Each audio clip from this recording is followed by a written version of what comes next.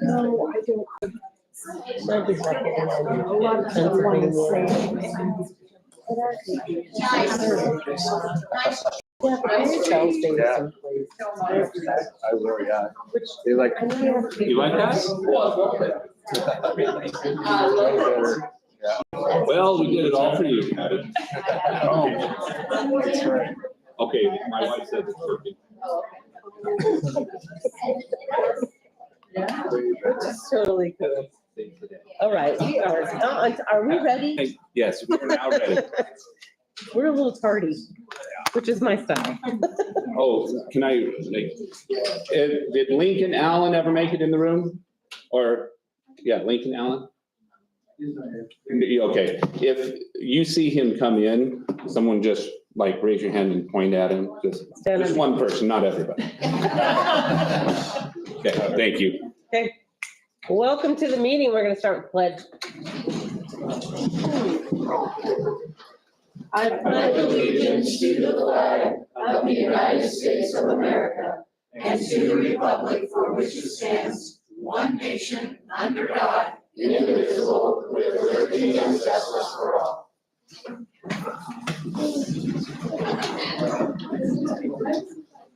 Thank you for coming. There's seats right up here in front if you want to sit up front. You can sit by this really nice lady in front. She's a sweetheart. All right, I would entertain a motion to approve the agenda. Move to approve the agenda. Second. Is there any discussion? All those in favor say aye. Aye. Aye. Aye. I would entertain a motion to approve the consent agenda. I'll move that we approve the consent agenda. Is there a second? Second. Thank you. Any discussion? All those in favor say aye. Aye. Aye. Aye. Aye. And it looks like we have one signed in visitor. Mr. Borge. Are we doing this now? Yes. Oh. Right? Right. Step on up to the podium. You have 3 minutes. I'm Corbin Borge. I'm a senior at Middleton High School. I have been a previous Middleton athlete in both baseball and wrestling.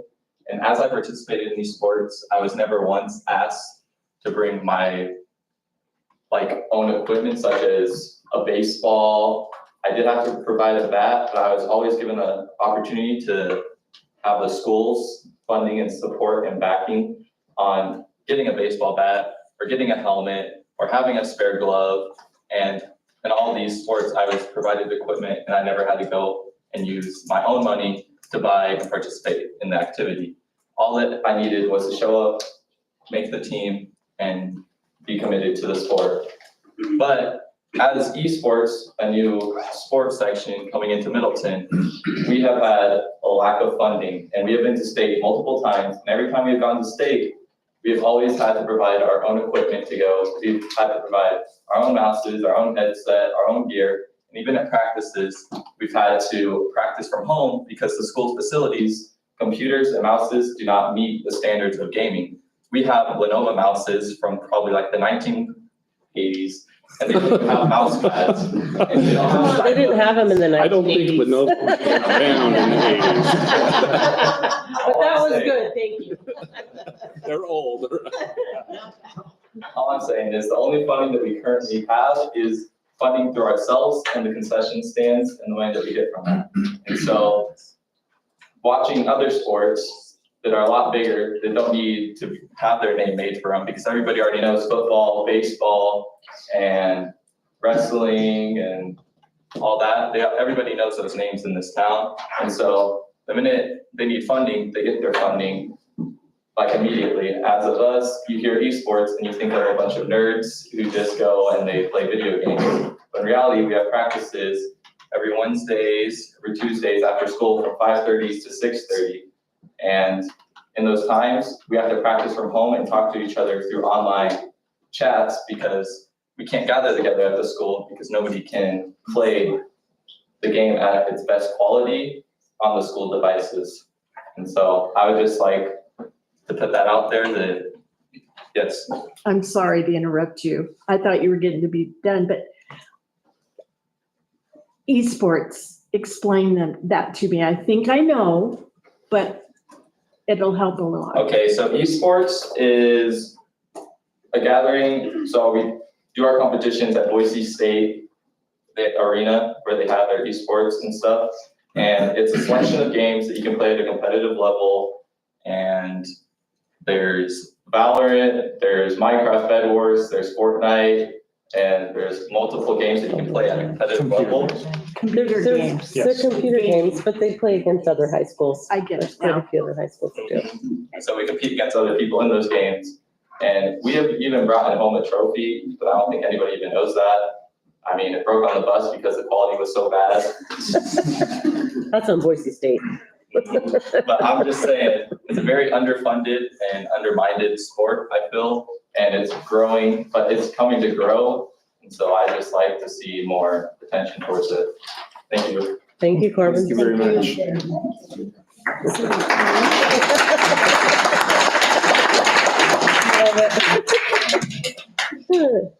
Very good. All right, let's move on. Are we on, can we do A? Lincoln Allen, still no Lincoln Allen? Okay, He's the president. Okay, that's okay. We're gonna move on to discussion items. Madam Chair, if he comes in, would you like to? Yes, I would like to go back to that, yes. Thank you. So let's go to item B and have a discussion. Are you going to lead that, Dr. Gee? Actually, I'm gonna have Gina just lay out the details of it Okay, on the calendar. When I did the calendar for the meetings, I didn't move, January for 25 to the Tuesday like we did this year. I mentioned it to Mark. We didn't catch it at the meeting, okay. so that's the only amendment is, It's just moving it from the Monday, the second Monday to the second Do we need a Tuesday. motion? It'll just Well, be in the action items, just a quick. Is that the it's 14. 14th? Yeah. Okay. Just in case Boise State's playing in the national football game, you never know. For sure. Yeah, and that's all the information we needed, right, for that? So that was the only discussion we needed for that, unless there's any questions. Okay, It was just not on the list we published, so. perfect. All right, let's move on to discussion item C. We're gonna have Mark Hopkins, our principal from Purple Sage, give us a demonstration. Good evening. Thanks for the time. Just kind of wanted to cover a couple of highlights from the school year and share a couple of new things that we have going on. So the first thing is our parent community engagement evening we do every spring. It's a literacy / math night, but it's also a game night for the kids. We kind of trick them into coming after school and doing more math and reading. Go to the next one, please. So this was some pictures from our last event from last year, and it was a camping theme. So they check in, and we had rangers that were kind of their tour guides that would guide them around, and they'll start at the base camp, pick up a card, and then they'll go to each station and get it initialed by whoever's at that station. And it's for parents and students to participate together. You can see we had kind of a campfire reading that we set up in the intersection. And it's all staffed by our amazing teachers that give up their personal time to come and do this. One of the big benefits, though, is we're able to distribute resources to parents to help at home for both math and reading. And this year, our theme will be Willy Wonka. And one of the kind of the highlights is the students are going to get to invent their own candy. And then they'll have a word problem associated with it. So we'll trick them into doing the best part of math, which is word problems. You know, they can talk about marketing and make a good plan for how they're going to do that. And I think in the next slide, there might be a couple. Just some highlights from the evening. We use pretty much the cafeteria, the gym, and then the intersection and library for all of that. The previous year it was a Harry Potter theme, and kids really got a kick out of it. It's been very popular, very well attended. This year it'll be the first week of April on Thursday evening. The next highlight is our Veterans Day Assembly. So it's my favorite assembly of the year. As a veteran myself, it's pretty meaningful. So we have a wall of honor that we set up in the front of the building, and we ask for students to bring in pictures of any family members that serve, and we have some sections that are just for one student. They have so many that have served. We leave that up. We put that up quite a ways before, and then we leave it up through the holiday break. We invite everybody to come, so it's usually fairly well attended, and we have a VIP section just for the veterans to sit, and they're obviously honored throughout the assembly. And then following that, we bring them up to the cafeteria for a reception, and our fifth grade leadership team serves them, and it's just a great event all the way around. One of the things I do make sure to do is to highlight the significance of military service, and I actually talk about it as a career path for our fifth graders particularly, because they're already starting to think, and just let them know that's still an option. And it's something everybody gets quite a bit out of. Something new we did this year, so I always talk about goals, growth goals, kind of each teacher would handle that on their own. We did school-wide this year. So what this does is it helps tie in our school-wide expectations that we have with PBIS and also our counselor lessons. So you can see there's a toolbox that the counselor talks to the kids about in the classrooms, and they have to kind of identify a tool or multiple tools that they want to use to meet their goals. This is our character traits, and that's for the first trimester.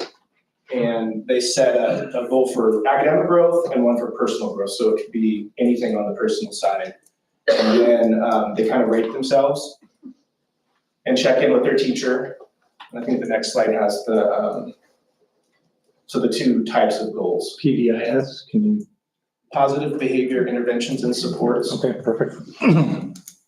It's a multi-tiered system that we use for behavior management and just general social emotional growth.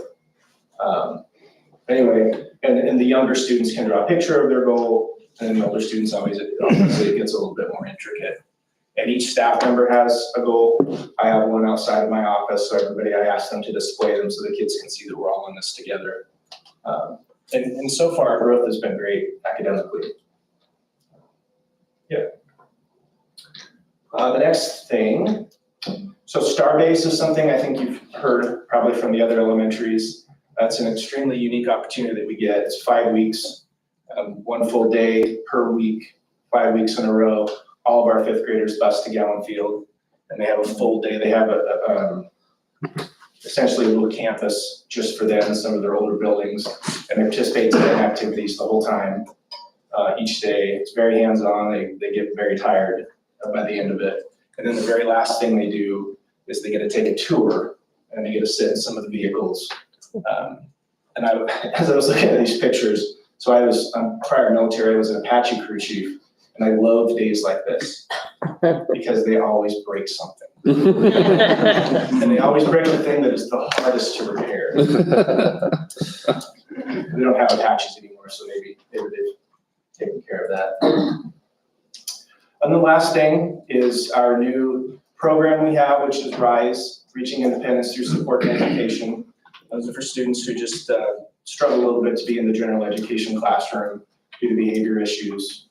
And there's a lot of working on coping skills and that sort of thing throughout the day. And then it's very much student dependent, how much class time you're gonna get in general education versus in that classroom. We have 2 classrooms set up for that, and our construction is just about finished. We didn't have to do a whole lot to make it effective. And it's a work in progress. You know, it's a brand new program, so as we move through the year, we make small adjustments, but so far, so good. Yeah. Questions? Well, I just wanted to say, I really appreciate you showing them that they can be in the military as a career path. I know my 4th grade teacher here at Middleton had been in the Air Force, and he even took us clear out to the Mountain Home Air Force Base for a show and had a tremendous impact. And those kids will never forget going to Gowan Field. Yeah. That's pretty cool. Yeah, it's kind of unfortunately, a little bit more on the forgotten side these days, and our recruitment's pretty down. Yeah. across several of the branches, so I'm doing my part. With this RISE program, is this something where it's regularly, something the kids are regularly experiencing some struggles with, or is like just the kid's having a horrible day and needs a little timeout and redirection, or? Doing more for the chronic struggle. Okay. There's a pretty strict qualification to enter into the program. So they really have to show that they're not successful in general education. We do have a behavioral interventionist on staff that's kind of more for the ones that pop here and there, and he helps them work through that. So this isn't just quiet time, this is redirection. Yeah. And this is also something that we do for all of our elementary schools. If they have a student, we work with the parents to take them to Purple Sage to be a part of this. Right now, we've got students from Purple Sage and Heights that are currently in this program at Purple Sage. Program. We have space for it. Any more? Well, great. Thank you very much. Thanks. We appreciate what you're doing. Yes. Yeah, thank you for your time. Appreciate it.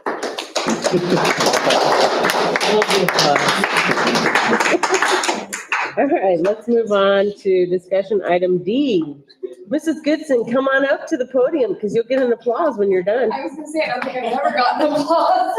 I love it. We'll work on it. We're gonna work on this. We'll do better. What I've got for tonight's report is our graduation rate. It was just finalized by the state a few weeks ago.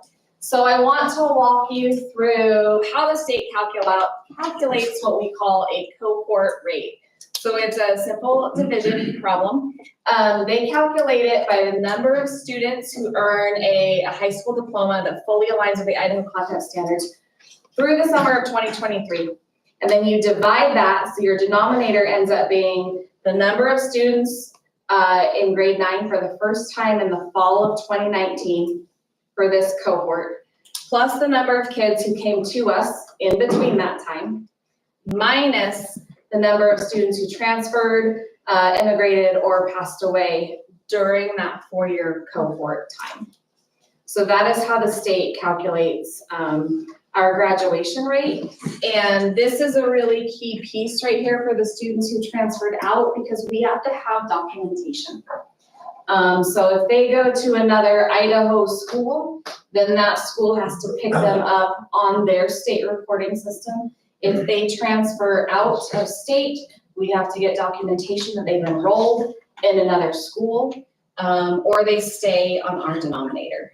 So our registrars work tirelessly when we have our students leave us to make sure that they've got the proper documentation. It did become more challenging during COVID to be able to keep track. So here's where we're at for the 4 years. I left 2019 on here, so you'll see as a district, we're at 88.6%.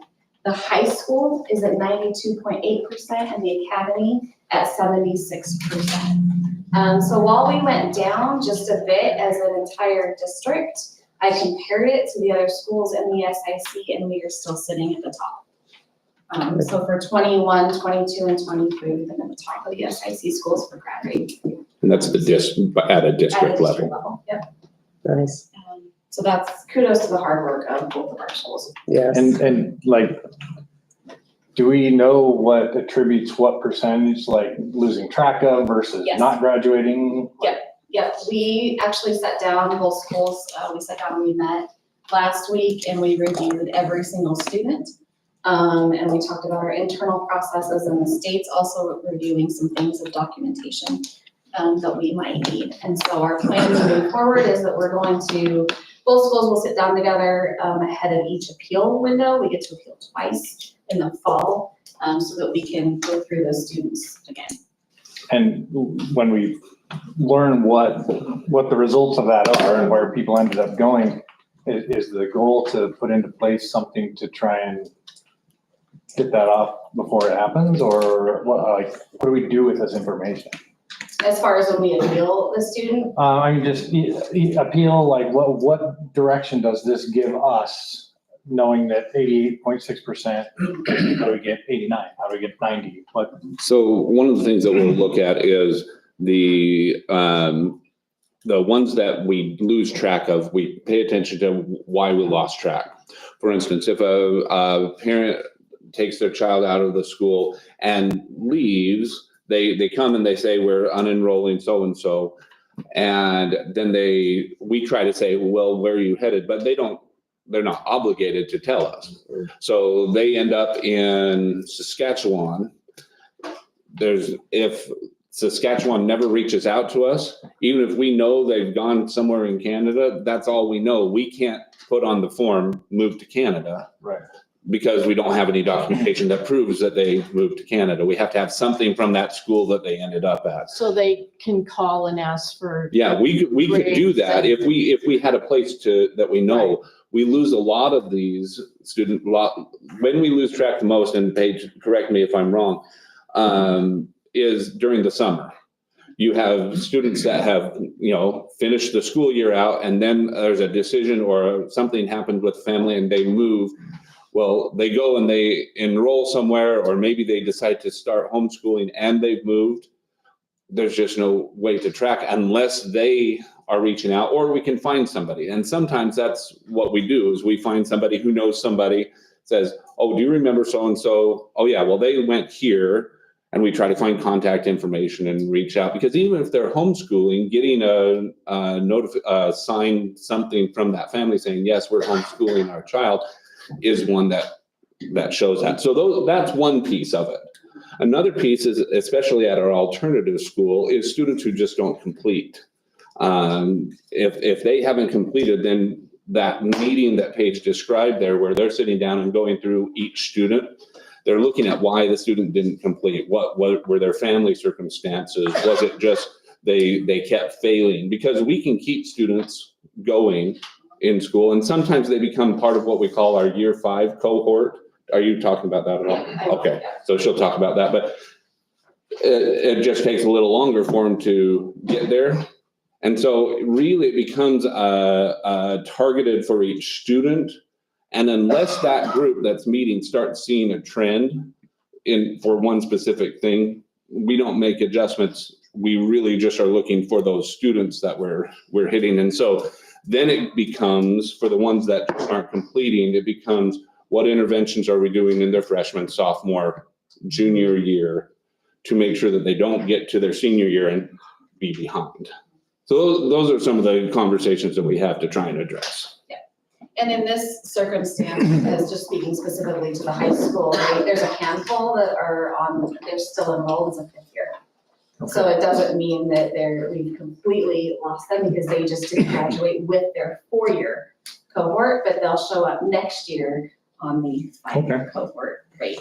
So if you scroll down, Lisa, so this is the same calculation for a 5-year cohort, it's just on a 5-year instead of a 4-year.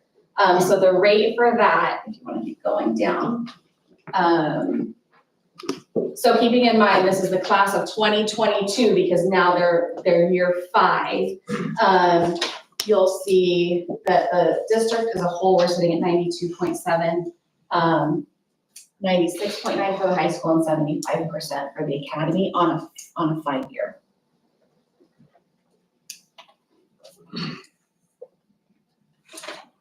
How does that compare to SAC on the 5-year? I don't have the 5-year comparison, I have the 4-year comparison, but I can run that for you. No, that's just. Yeah.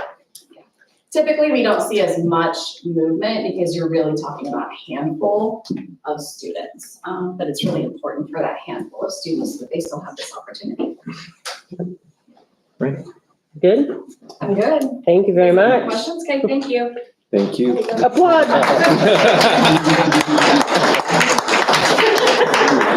Next time we'll have you do it. All right, let's move on to discussion item E. Okay, Principal Wold apologizes. She was planning to be here tonight, but actually went home sick Oh dear. at noon today, so wasn't feeling well. So she sends her apologies, would have loved to come and address the board, but on the 23rd, she did announce that she was planning to retire from the school district as the principal at Middleton Middle School. So I just wanted to review with the board the timeline, what we're going through here to make sure that we got that position filled. We did send surveys out to staff members, students, and parents of middle school students. We included fifth grade parents as they were going to be the next group having those middle school students. Just asking them some of the keys they had in terms of what they'd like to see in their principal. And I just wanted to read the top 3 from each of those groups after the surveys. The staff results, the top is that the principal is a good communicator. Second, principal is consistent and fair in dealing with students, teachers, and parents. And third is that a principal is a good listener. The student results, the principal is a good listener. Principal can relate well with middle school students. And the third is the principal has a vision and is able to articulate that to staff, students, and parents. Students. We did give them a list of things that they were rating there. No, they're No, not good. They are, we do have articulate middle school students, but just because you'll see some same things The here. other would have a lot to do with Fortnite. Then the parent results were that number 1 would be that the principal is consistent and fair. The principal knows how to motivate teachers and students to do their best, and then that the principal has a vision and is able to communicate that to staff and parents and students. And it goes there, there's 10 things there, and then there is an opportunity to leave comments. So the hiring committee will have access to all of that information so that as they're looking at the applicants and going through, they can relate to that. We'll manage most of our questions for the candidates based on what the parents and staff and students have said. So that happened last week. The week before last week, we posted the job on February 5th. The job will remain open until the 21st. At this point, I think, what are we up to? 7 or 8 applicants thus far that we've received. Nice. And typically a lot of people will hold on and just the last 2 or 3 days before they'll put in for that.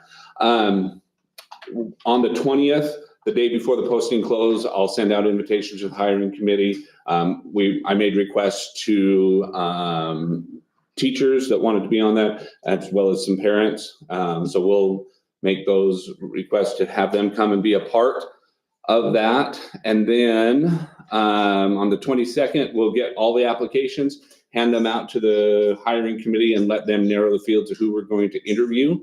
We plan to do the first round of interviews on the 28th and or 29th, depending on the needs of our candidates for the first round. And then if necessary, we'll run a second round that would be just myself meeting with a narrowed field of those candidates. And then we plan to present our recommendation to you as a board in March. So that hopefully that will get us moving along. So any questions on middle school principal? Well, we just appreciate what Diana Wool has done. Absolutely. It's done a good job for us. And we did do a press release and sent that out to parents and staff, letting them know so Very they can good. get a little bit of knowledge about her. So Thank you. Anybody, any questions? Very good. Let's move on to discussion item F. Great big discussion item. C, we're gonna talk about our construction manager and our architect, so would you like me to give you a quick, just for the public, a quick? that would synopsis be of how we reached really this point? fantastic. Yeah, thank you. So in December, we put out an RFQ, which was a request for qualifications, looking at just the qualifications of candidates to provide both architectural services for a new elementary school, as well as construction management for a new elementary school. That was open through the month of from the middle of December through middle of January. After we closed that, we had received 4 total firms putting in a statement of qualifications for the construction manager, general contractor, and 3 for the architect engineer. We had a committee that we put together that constituted of 2 board members that had been assigned previously. Myself, Mrs. Pennington, a community member, as well as Mr. Hopkins, one of our principals. And we used that committee reviewed the statements of qualification from all of the candidates. They rank ordered based on a rubric that was just published to the candidates, and determined that when they rank ordered that, they took the top 2 from each of those categories. So the top 2 architect engineers and the top 2 construction manager, general contractors from that list. And they turned that to you as a board to conduct the interviews, to make a final determination between those top 2. The interviews took place last Wednesday. And then now we are to this point where you as a board would then have any discussion you feel would be necessary to discuss the qualifications of these firms, and then we typically have been doing action items later, but felt like we wanted to make sure the action item was right next to the discussion portion tonight. So we would be looking at, as soon as the board has kind of come to a consensus or made a decision and a motion needs to be made, a member of the board would make a motion for whatever you decided to do. And then once that happens, once you've made that selection, then I'll take the instructions from the chair to take our next steps. All right. Where should we start? Do you want me to give the names of the final 2? Yes, Sorry, I please. failed to do that. You're fine. For the construction manager, the final 2 that the board interviewed was ESI Construction and Benetton Construction. And the final 2 for architectural and engineering were LKV and Design West. So let's talk about the construction management. What do you feel like Benetton could do for us? Anybody? I'd just like to start by saying, we went through these construction firms and qualified the top 2. And it was like, we have 2 very capable contractors that can manage this process. In interviewing with them after the fact, they both have some great strengths in building the type of project we're looking at, a lot of experience. Benetton, of course, has a strong history with Middleton. ESI had shown some really impressive cost management things that impacted my thoughts on it, but they were both absolutely qualified to do a great job. Yeah, I agree with that. Of course, Jake and I were the 2 school board members on the building committee, and we've been involved in the building committee for a couple of years, haven't we? And so this has been a long process, but this was a big investment in time for the whole school board. It was the first time that we had basically an all-day meeting to interview these. So this was a very unique and quite an investment for our community in trying to get the best elementary school we can get. But I agree with Jake. I mean, obviously both of the construction outfits were very capable. I have no doubt that either one could build a great elementary school. They both have a fantastic amount of experience in doing that. And just like I told them that, at the end of the interview, I said it's going to be really tough on the construction crew because they don't want to feel like one firm is inferior just because we picked the other one. But with that being said, I have always been very impressed with Benetton and their history of construction here in our community, particularly the Middleton High School. It's been an outstanding facility and one that's really been kind of a landmark for the whole community. And I was really at a point where I would have to have almost something would have to come up as a red flag or an issue before I would say, yeah, we wouldn't get Bennington again. I just felt very strongly. And their presentation, as far as during the interviews, I thought they gave I hate to put a number on it, but I thought they had a great presentation. I thought that the other firm did too, but I think they just had, for me, it was just a little easier to follow. I thought their information was a little easier, a little more clear for me. Is that your feeling too, Derek? I mean, No, I have a little bit of, I'm more of the opposite, I think, in the fact, and I've got a couple highlights. Both of them are exceptional companies. Obviously, longstanding history, vast experience, but I kind of looked at, one of the big things that hit home with me was the bond.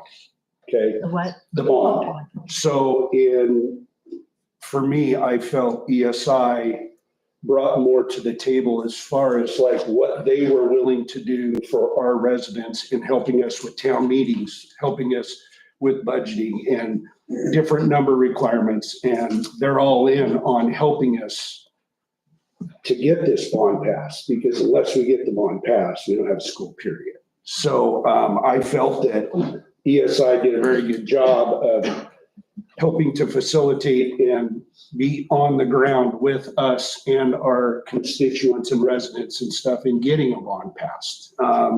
Another thing that stood out for me was when it comes to, because the labor market is so tough nowadays with construction and everything else, with as many subs and that are going to be involved, I liked that they have their joint check process, which actually does a double backup. So not only are they checking in on the subs to make sure before they get paid, that the suppliers are getting paid. Okay, which can be a big issue in contracting and stuff like that. So that stood out for me. I really like the risk register for looking at different scenarios on things that could potentially be changes. Okay, which we all know there's going to be changes that happen. But being able to have that risk register calculator and stuff like that, they're actually taking it one step ahead and formulating some ideas that if those changes were to be there, they're already a step ahead and can maintain and be able to, be a step ahead on that. Okay, so that stood out for me too. I like the way their VIQ, which is the vendor information qualification, as far as their bonding, they look at all their subcontractors in saying, let's say, contractor A or subcontractor A, how many jobs do you have going forward? Are you going to be able to have enough people to get this job done efficiently and stuff like that? So I thought that was a very good key too. I did like the opportunity too, that when they do their sealed bid process and everything else for the bid packages, that they welcome us to come in and they open them right there and we can be a part of that. Okay. And I'm sure probably Bennington would be willing to do that as well. But, it was mentioned, it was, brought to the forefront that I felt that ESI is more in tune with us as far as the whole process. Well, I think that Bennington offered comparable systems and for all of those. I didn't feel that or find that any of those particular points or parts of the process were deficient with Bennington. Maybe they didn't get an opportunity to talk about, for example, the help that they would offer us with the bond as much as ESI. I think there was one thing in particular that I thought that Bennington exceeded at. What we're talking about is hiring a general contractor to do everything, right? The whole project. And I felt that ESI focused on just the cost of the building and weren't able to give us as much feedback as far as the cost of the whole project. And it was like, I was kind of a stumbling block for me because it's like, no, they'd be hired for the whole project, not just for the building. And they didn't have as much information on how and comparables. A lot of that was blank for me. So I thought that Benetton was a little better able to handle that information is one issue, but I'm happy to listen. I'm glad everybody's got a viewpoint. This is probably the most. Yeah, I think it's the most divided we've ever been in a Yes, long yeah. time. Yeah. It's okay, they're that close. Yeah, I think they really were both great. I mean, ESI to me, and, for me, and looking to pass a bond, looking to be responsive and accountable to our constituents. I felt like their money tracking and spend tracking was pretty impressive to me, and that was a big impactor, and I would lean towards them. When I wrote down my pros and cons, a lot of the things were the same in terms of the pros. Experience, communication, their willingness to help with the bond. I noticed that on both sides. The one thing that stuck out, several things stuck out with ESI for me in terms of marketing early with subcontractors, getting out there and getting the word out. So they, I know they mentioned trying to get local subcontractors as well. And that was encouraging to me, to have people in the valley, in our, even Middleton, that would be able to help work on that. They seem to really value, which I'm sure, when you do these interviews, I was listening very carefully and trying to take notes and everything on what they do, but I'm sure they both respect subcontractors. They're the meat of their, job. I think they value subcontractors as team members. They seem to be, to me, more customer owner. They called us owners, but customer oriented. They seem to have really strong subcontractor relationships. And we're really trying to get out there and get things going faster, early on. I had some good references. I called some references throughout the valley in terms of people that have had worked with Benetton and ESI. It was like top notch across the board as far as their projects are easy for the owner, can't go wrong. They both are awesome teams. One of the groups was really good about doing any type of demolition that was needed to be done, which I don't think we're gonna need that ahead of time. I personally, this is not my wheelhouse at all. I learned a whole lot about what construction entailed, and I'm totally in awe of what has to take place. And both groups really are professional and I think would do a good job, but I guess I'm leaning more towards the ESI company. Very good, thank you. I will point out too that Benetton did tell us too that they start early in the calendar year Oh, to did they? Okay. schedule their subs. I remember That's that because I liked that being reinforced by ESI when they said that. That's good. I saw that was a consistency. For me, both of them are great. What stood out for me, I like the safety check that Yeah. ESI offered, where they, just even in the money department for me, I thought that was good. You have a question? No, I have one other thing I wanted to add. Go ahead.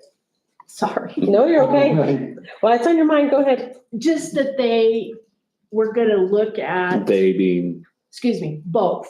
Oh. They both really understood where we were at on a money situation. And they explained they're not gonna just give us something cheap, you It'll be know, quality. as far as the different, the concrete, mhm. the, whatever we need to The build dirt this, work, the the- dirt yeah, work, all all of that. They're gonna tell us what they think is going to be best for us, and that's what I like. Sorry, go For ahead. both of them? Yes, through Okay, both. Okay. Well, and on that note, one thing that stood out to me too is having experience in construction and stuff like that. I do like the idea that within ESI's corporation, they have 3 separate companies within that they do all their own GC work. So, which is the nuts and bolts of how you get something built and started, which is dirt work, concrete, and framing. Yes.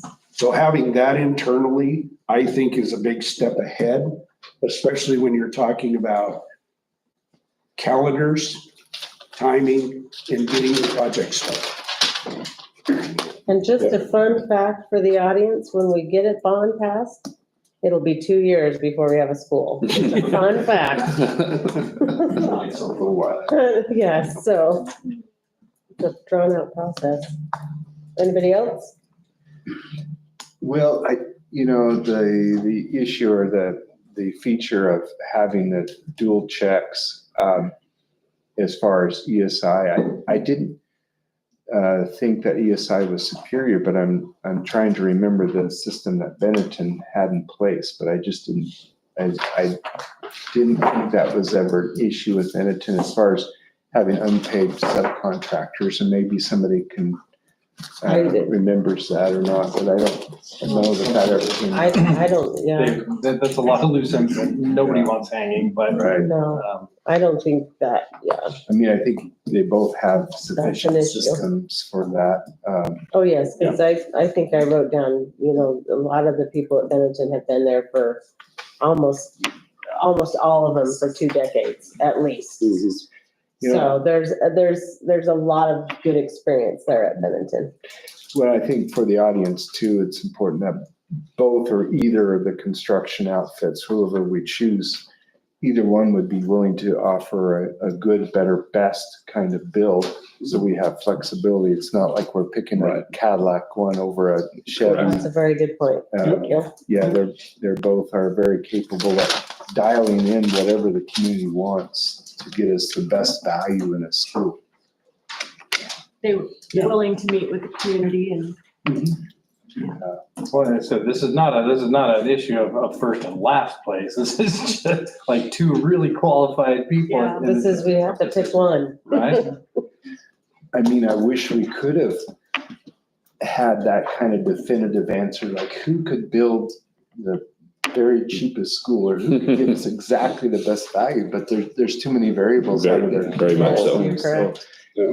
It just like, well, we'll do the best we can, but it is nice that ESI has some in-house for some of the initial process, especially. They have a good handle on that, but nobody knows what the price of concrete's gonna be or anything else a month from now, 2 months, or 2 years from now. Yeah.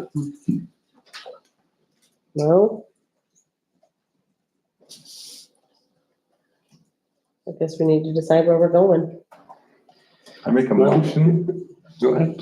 That ahead. we select ESI as our GC, or CMGC. I'll second it. Is there any more discussion on that? Well, we've never had a vote that wasn't unanimous. It doesn't have to be. No pressure, Jay, no pressure. But I don't know, And it's okay, if you want to vote, you got to vote your conscience. yeah, I mean, apparently I would be the only one that would vote for Bennington, which seems immaterial at this point, so I don't If know. there was a percentage vote, yeah, it does, might be able to swing Paige, something. could you do right? something about that? You can make us a graph. Yeah. So, Was your vote? There was We not a vote. haven't voted yet. Are we done with this? Are we done with discussion? That's fine. Sorry, Dave. All those in favor say aye. Aye. Aye. Aye. All those in favor, All those opposed. all those opposed, Nay. works for me. Yeah. Appreciate that. It's okay if we don't always all agree. There you go. Thank I you think both. that people need to realize that. It's To okay. the firms. both. Yes, thank you. Appreciate it. All right, let's move on to our architect discussion here. We had LKV and Design West. They were both also very good. Absolutely. Yeah. Yeah, I appreciated both of them. Design West, again, clearly has some history with our community, with some of the other things that we've done. LKV, I gotta tell you, they came in, they were set up, organized. They actually kind of led the discussion. They were just really, that was an impressive presentation, number one. Number two, I really love their education focus and the way they answered some of the practicalities of selecting finishes and making decisions about design. They did an amazing job of explaining as to really where, the balance of cost savings versus, what you do want to skimp on, what you don't want to skimp on, and how you can make adjustments to that. Talking about some of the long-term impacts, of course, they both did. Design West had a great panel with some of their engineering and folks in here as well, talking about some of the things that may or may be long-term investments that we look at. In the end, I lean towards LKV. They just answered a lot of questions with really, really good clarity, personal thoughts and impacts. Oh, I agree. When we got done interviewing Design West, I thought, oh, they're it. I think we'll just interview the next group just to go along with it, the formality of it. But then when LKV started answering the questions, like you said, they were just razor sharp in their presentation. Everything, just the clarity was just over the top. And even the little bonus of adding the question right in their PowerPoint presentation. And putting things in alphabetical. But really a passion for elementary schools. And so I was just like, whoa, I did not know this was going to be so hard at all. But it was like, because the Design West did an outstanding job too. And like you said, a great panel and answered the questions great also. But after all was said and done, I just had to give a little extra to LKV. Go ahead. I think they sold me right off the bat, knowing that education was where they sat. 48 years of doing education facilities and the design, and they said they had a passion for education. They showed that they had that passion. Strong commitment. I really got a feeling of strong commitment from them. Boise referenced that when I called and talked to them about the architecture part of what they've been experiencing. A lot of good things about Design West, but LKV pretty much the word phenomenal started coming up, and that they basically, their design was phenomenal and delivery of products was great. And they were there through the whole process and even after the process. Even after the warranty, basically they're there for the district or however we do it, whoever can come. They look at a lot of our must-haves first, besides what we want. And I like that because you have to have certain things. And they're basically, they want to educate and discuss with us first before they I mean, they're gonna give us the option of asking these questions and give pros and cons. So I have to say I lean more towards LKV as well. And they'll help us with bonds. Very good. I would say Design West came in and they have a rich history of experience and could do and have done a great job for us. But LKV for me was their innovative way of involving the community. Yeah. I really, really liked that presentation piece which to me is important because the community needs to be a part of this because this is your school. It's not our school, it's your school. So for me, the big piece was that for LKV. I had some community input as well. One of the 3 people that watched the recording and they mentioned that they were very impressed with the LKV presentation and answers. Yeah. Well, even, I think it was LKV, wasn't it, that said they actually went into the site before the meeting to check it out. Just go drive by. A little extra That's right. there, and I just felt like they would, they both would work with us really well, but, again, we're talking about 99 and 98% here. But they're Yes. both very, very good outfits. You did with all that? Well, I wasn't part of I had to miss the interviews That is correct. themselves. You had a So, but business I saw the opportunity. recording, so I'm relying more, I would agree, based off the recording. But I was not present for Very good. the interviews. With that being said, any more discussion? I don't know if Mark wanted to add anything. No. Yeah, okay. Make a motion that we select LKV as our AE firm. Second. Any more discussion? All right, all those in favor say aye. Aye. Aye. Aye. All right, Aye. Motion passes 5-0. All right.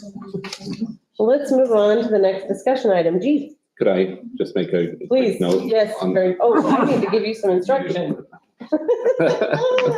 I'm just getting a little ahead of myself. So first I need you to send out the list of criteria And the scores and the scores. for the whole process and all those that. Yes, So Just to I'll give the let- same kind of Yes, I- summary here, but it will have the scores. The names of the raters won't be there, but they'll have an overall summative score from each. perfect. From each of us? No, from No, the the building original committee. Oh, Yes. great. Okay. And then, because they can Feedback see, is good. those that interviewed could watch the videos of the interviews and they could be a part of this meeting as well. So we don't need to Okay. summarize that, but we'll announce to all of those that put in an SOQ, who was the final selection by the board. And then I'm instructing you to sort out the terms of the agreement. Right, and so that'll be something that I'll start scheduling with both ESI and LKV to get those, to schedule a time where we can start discussing terms that I can then bring to you as a board for approval. Perfect. And if any of you as a board have suggestions or comments or things that you would like to make sure that I am aware of, now or in March would be a time to include that. Do you have a question? I was just and this doesn't take, these top 2 that we selected, it doesn't take anybody out of the picture at all. Like if there's terms are not acceptable to the one we've Correct. chosen, then Then we would go down to the next. Yes. So Thank if you. for some reason we can't come to an agreement with them on contract terms, we would move to the next. Very good. it's nice to have 2. And will there be input taken from classroom teachers, special ed teachers? There will be once we start looking at actual designs, but Okay. what we're talking about right now is just the contract terms for how we will interact, because we didn't do bid, we did a Right. request for qualifications, Okay. and now we have to come to a financial agreement of how we'll compensate. And a lot of times those compensations have stipulations of, if the bond were to pass, this is how it will be paid. If we don't get a bond passed, this is the responsibility the district will have for the efforts that are made on our behalf. And so it's those kind of details that we'll sort out in that contract. Can you just take a minute to update everybody as to the different ways that we could have gone, why we chose That's a this? good idea. Yeah. Thank you. This process. Okay, and so as a general rule, there are two different approaches. There's what's called the construction manager as a general contractor process, and then there's design bid build. Now, most people are familiar with a design bid build because it's like how you might build a house. You get a design, you hire a builder to build that, you get bids from builders. Once you've chosen that builder, they come and build you that home for the price that they bid.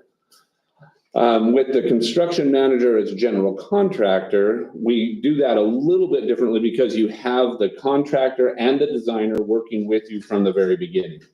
So as we start the work of a design process, the board, community members, any committees that we put together, both representatives from the design team, the architects, and the construction manager will be working together so that we can identify issues early on, so that we don't have an architect that's designing something that's really, really neat architecturally, but doesn't work to actually build once it comes down to it. Or it's going to be tremendously expensive to build if we build it this way. And that's the expertise that the construction manager brings to the table. But this also protects the district when the construction manager is involved from the very beginning of the process. Because once you start into the build, because the construction manager was a part of the process from the beginning, they're carrying a larger load of the liability if there are changes or adjustments that have to be made. When you do a design bid build, any change orders that happen are the total responsibility of the district, where what we'll do through this process and this contract process is outline the terms of what the responsibilities the district will have and what responsibilities the construction manager will have. And this process was made possible in the mid-2000s. There was a change in the laws at the legislature that allowed schools to operate with this construction manager process. And since that has happened, almost all schools go through this process because of the protections that we have as a school district by going through this process. It protects and ultimately protects the taxpayer dollars to make sure that it's being used. And it's a much more transparent, all of the bids get opened in a public meeting that everybody can sit and watch. And I mean, it's a big piece of the process. And sometimes people feel that means that we're short-circuiting the bid process, that we don't actually go for the lowest bid because we've chosen our general contractor beforehand. Where in reality, what it does is it verifies that now we have a board that will actually make sure that all of those bids are the lowest bid. And ESI will work with us as they put those bid packages together. So that it really is going to be a very open, transparent process. Makes it a lot easier for a community to be a part. And when we're talking schools, that's a big piece of it. Absolutely. So, Thank you. Thank you. yeah. Thank you for that input. All right. Now we can move on to snow days. Yes. So this is something that when we have a snow day, that we call, it's essentially an emergency closure. And when we have an emergency closure, we have to verify that as a board, because in those circumstances, board policy and state law allows the superintendent to make that call at the moment because it's at a point of emergency, but then it still has to be ratified by you as a board. And so we have those two snow days, I believe on the 17th and 18th? Is that what's on there? Okay, so we'll just need, when we get to the action portion of the meeting, to have you as a board ratify those days as emergency closures. Any questions? All right, thank you. Okay. Before we go on to the next discussion item, is Isaac Casson in this room? Yeah. Will you stand up? I'm sorry to point you out. I just want to tell you that when you played the national anthem with your guitar, it was very amazing. And thank you. And for those of you in the room, we were hoping the student body president from the high school was going to come. Sorry to embarrass you. Go ahead and have a seat. It's only because I know your mom. We had what was it called? The small town throwdown? Town Throwdown. And we started, it was kudos to our principal at the high school. It was CUNA versus Middleton. CUNA sat on one side, Middleton sat on the other. They brought both bands. It was fun. They had activities for the students at halftime, and the winner of the festivities got a Jackalope trophy. And I just want to send a kudos out because the student body was fantastic. The crowd was fantastic. And Middleton got the Jackalope trophy. So I was hoping it was going to come so we could show it on a video, but I just want to highlight that because it was fun. It's what we want our town to be. So now we can move on to the really fun discussion item. Okay, would you like me to lead? Please go ahead and Okay. just let everybody know what this bill is. House Bill 15 is the discussion that actually goes back to some of the public comment that was given last month. We had public comment that was asking the board to consider allowing teachers under certain conditions to be armed in the school system. House Bill 415 is a resolution that was brought to the House, has passed the House State Affairs Committee, has passed the General House vote, and is now moved over to the State Senate State Affairs Committee. I'm not sure where it's at in their schedule, but essentially it would allow any person that has the advanced concealed carry, which you can't get till you're 21. But it would allow anyone with the advanced concealed carry to carry a weapon on campus. Now, as a school district, we had and I guess I should back up. One of the things that the sponsor would like to see happen is just to have there be protection for students. They feel that having more adults armed would be a protection for students. Some concerns I have is just the training of, and this is me personally, not that anybody has to feel this way, but the training that is required to get the advanced concealed carry is not strenuous. It's essentially an 8-hour class. If you're willing to take the 8-hour class, you can get the advanced concealed carry. I don't know that that's necessarily the level of training that I would feel comfortable with, which goes back to what we were working with as a district when we were talking about our security officers. When we were placing the security officers at our elementary schools, we were doing so with an idea of what level of training do we feel like is necessary to make sure that we feel comfortable with them being there to protect our students. So, right now, a school board has the right, as Middleton has done, to allow other firearms outside of a resource officer on campus under the conditions that are set by the board. This would overstep that, and it would just say that anybody could. So there are some requirements for notification and announcement of that they have that firearm. And there's still some other aspects that I believe are going to try and be worked out on training, but we haven't seen any changes to the bill yet. But I do think, for one, that as a board, based on the public input that we had last month, it probably would be unwise for us to make too many calculated decisions until we see the result of that bill. I don't know that it would be appropriate for us to take any action until we see how that legislation plays out, because then we'll have to react. If it doesn't pass, then as a board, we can take that feedback from our staff and community and make some decisions for ourselves. If it does pass, then we adjust based on the results of What will that. that look like at a basketball game? Please come to this line so that you can check in with us and let us know you have a Yeah, consent query. and I And the could not rest of tell you. come pay to get into the game. I mean, which is fine. I'm totally fine with people carrying guns. It's fine, but it's school too. It's not, it's where kids have to be. It's so, I don't know. I would love to have more community input just because. Yes. Yeah, we need to see what happens with the bill first. I think we're just in a wait and see place. Yeah, we gotta wait Yeah. and see what happens with the bill first and then go from there. Yeah, no, I agree. I just thought of that. What it'll look like letting everybody into the game.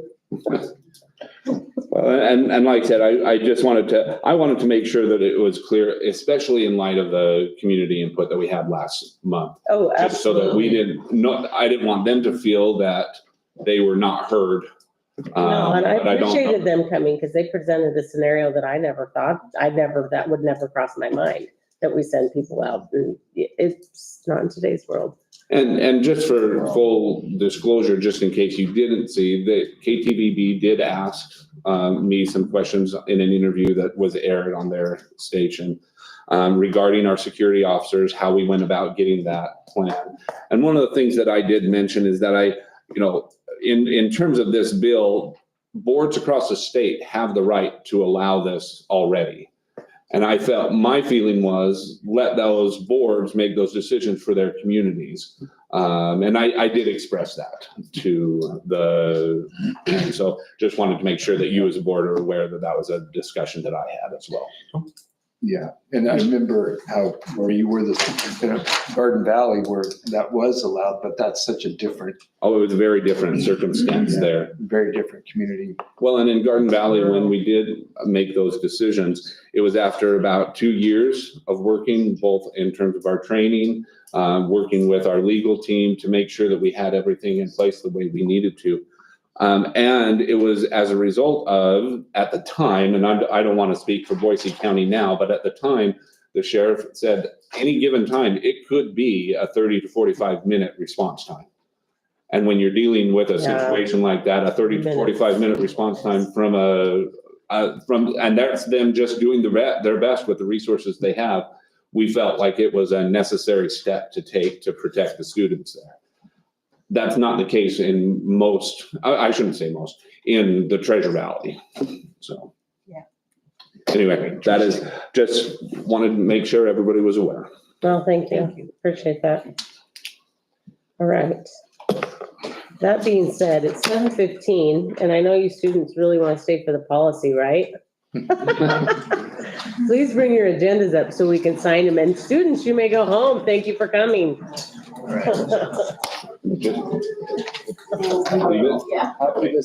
Just, and everybody be aware, the mics are still on up here. Thank you. So,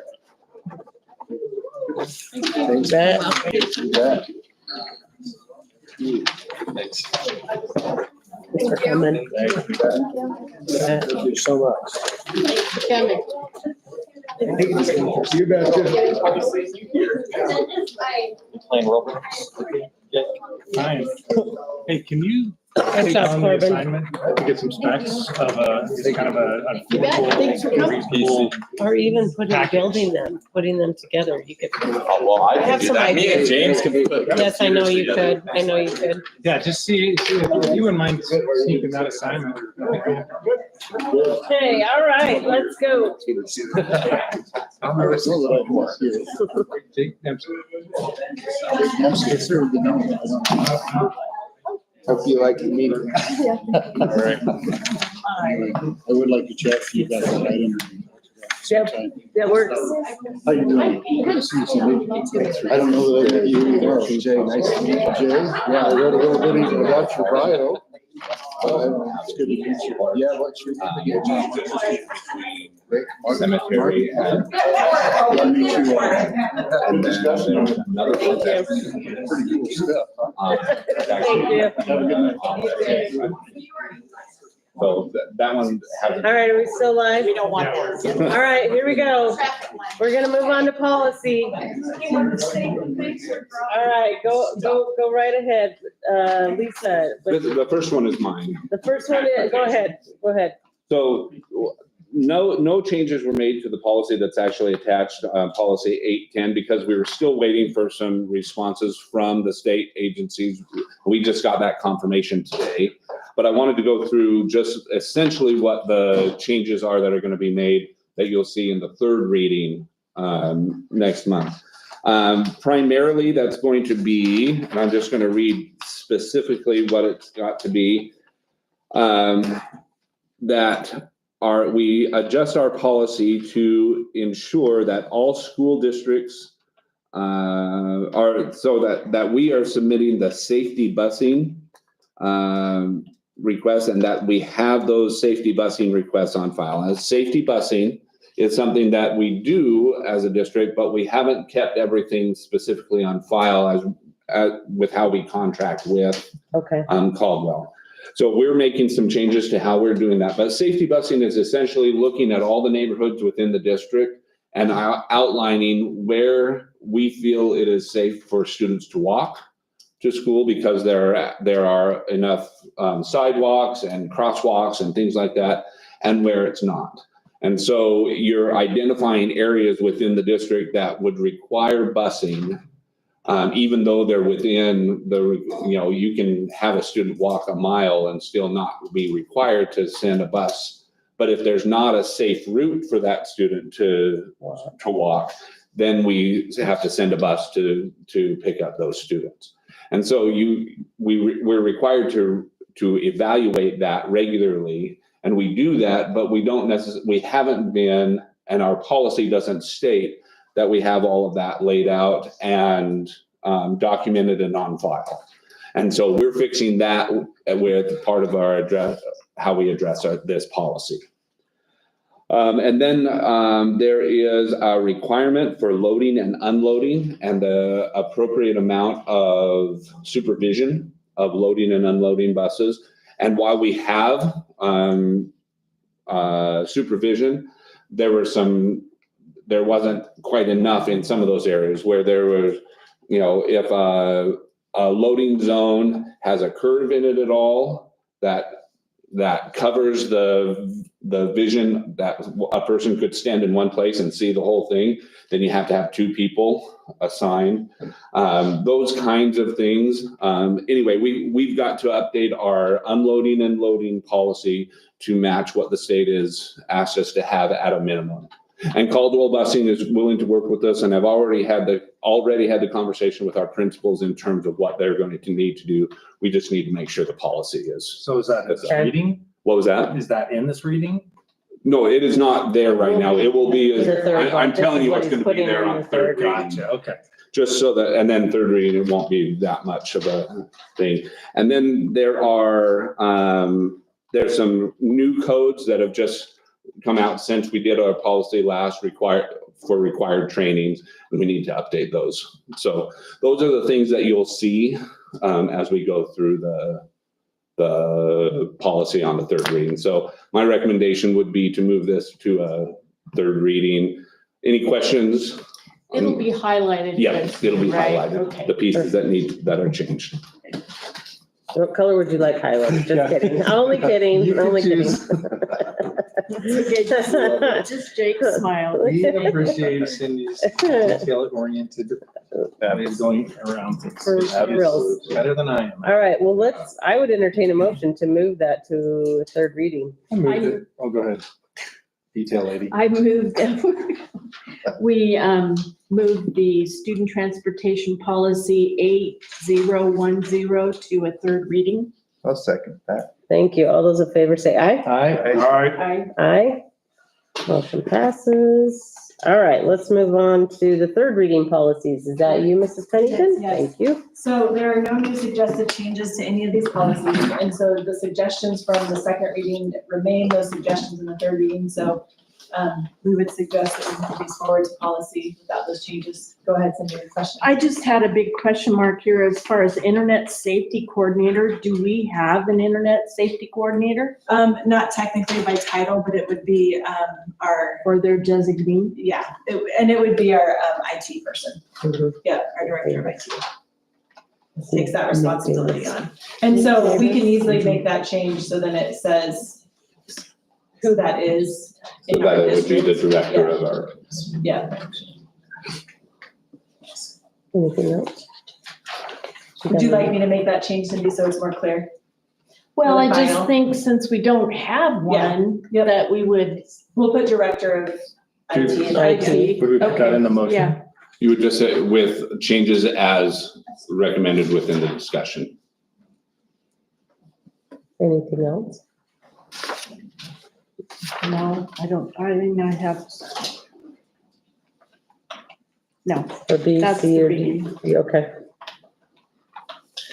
that's a good catch, thank you. I put a lot of faith in you, Cindy, to go through these in great detail. And the other ones were pretty, Like legal eye. right, 5280, 5500, 5500 Special P, education were pretty requires minimal all paperwork in changes. detail. It was like change of a number, I mean, those are minimal. 7260 is just updating that policy, it's not been updated, there was new code update, so that one would be a mandatory change anyways to that one. Just to remind you of those changes we brought forward as well. You good with that one? And that's the professional standards. Mm-hmm. No, that was No, the 76 student is the activity. student activity fund. She said nothing else has changed. Okay. And, okay, never mind. Okay, go ahead. So you're good? Thank you. I would entertain a motion to adopt them as policy. We need to listen. I'll make a motion that we adopt 2335, 5280, 5500, 5500P, and 7260. I'll second that. With the. Oh, with the changes as per discussions. I'll still second that. Thank you. All those in favor say aye. Aye. All right, Aye, motion passes. All right, I would entertain a motion to approve or deny to ratify for emergency snow day declaration on January 17th and January 18th, 2024. I move that we approve the snow day declaration for January 17th and January 18th, 2022. All those in favor say aye. Aye. Aye. all right. Aye. And I would entertain a motion to approve the board meeting calendar revision for January 2025. I make a motion that we approve the board meeting calendar revision for January 2025. Second. Thank you. All those in favor say aye. Aye. Aye. All right, I would entertain a motion to go into executive session. I move that as per section 74-2061B of Idaho Code, to consider the evaluation, dismissal, or disciplining, or hear complaints or charges brought against a public officer, employee, staff member, or individual agent, that we would go into executive session. Is there a second? A second by Jay? Yeah. And go ahead and do some roll call for us. Trustee Moore, Yes. trustee Dempsey. Yes. Trustee Wagner, Yes, trustee Powell, Yes. trustee Labar. Yes. thank you. Thanks for coming, everybody. And while we're waiting, I'm going to. Oh, yep. Yes. Okay. Okay.